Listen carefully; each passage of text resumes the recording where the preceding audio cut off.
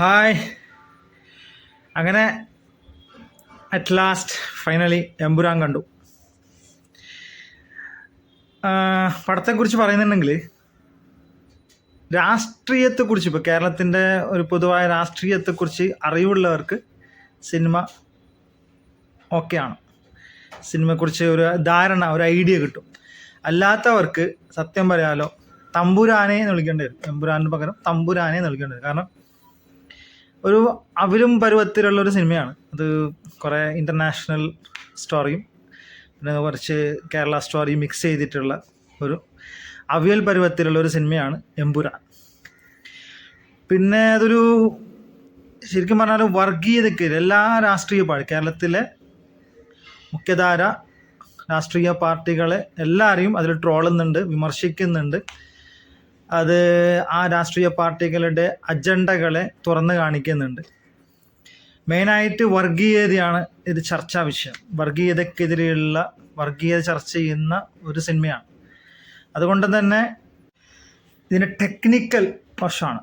Cinema തിയേറ്ററിൽ പോയി cinema കാണുന്നവർ തിയേറ്ററിൽ തന്നെ പോയിട്ട് കാണാം. കാരണം അത്രയ്ക്കും ടെക്നിക്കലി വിഷ്വലി എന്താ പറയേണ്ട ഒരു അടിപൊളിയാണ്.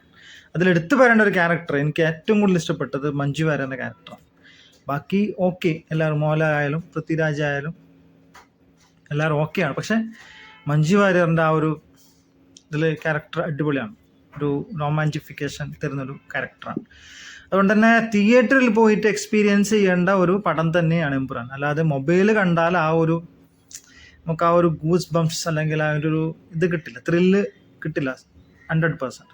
അതുകൊണ്ട് തിയേറ്ററിൽ പോയി കാണുന്നവർ തീർച്ചയായും കണ്ടു നോക്കാവുന്ന പറ്റുന്ന ഒരു എൻ്റർടൈൻമെൻറ്റ് സിനിമ. അല്ലാതെ ഓക്കെ നോർമൽ ഫീലിംഗ് ആണ്. ഇപ്പോൾ എല്ലാവർക്കും അത് ആ കഥ അത്രയും എന്താ വേണ്ടത് മനസ്സിലായിക്കൊള്ളണമെന്നില്ല. എന്നാലും ഒരുവിധം ആളുകൾക്ക് രാഷ്ട്രീയമൊക്കെ, ഞാൻ നേരത്തെ പറഞ്ഞ പോലെ രാഷ്ട്രീയമൊക്കെ കുറച്ചും കൂടി അറിയുന്ന ആളുകൾക്ക് നല്ല രീതിയിൽ ഈ വർക്കൗട്ടാവും സിനിമ.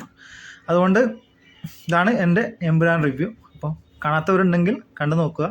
ഇതിൻ്റെ ഞാൻ നല്ലതൊന്നും പറയുന്നില്ല, അടിപൊളിയൊന്നും പറയുന്നില്ല, ഓക്കെ ഫീലിംഗ് ആണ് സിനിമ. എനിക്ക് ഉണ്ടായ പേഴ്സണൽ എക്സ്പീരിയൻസ്. Thank you.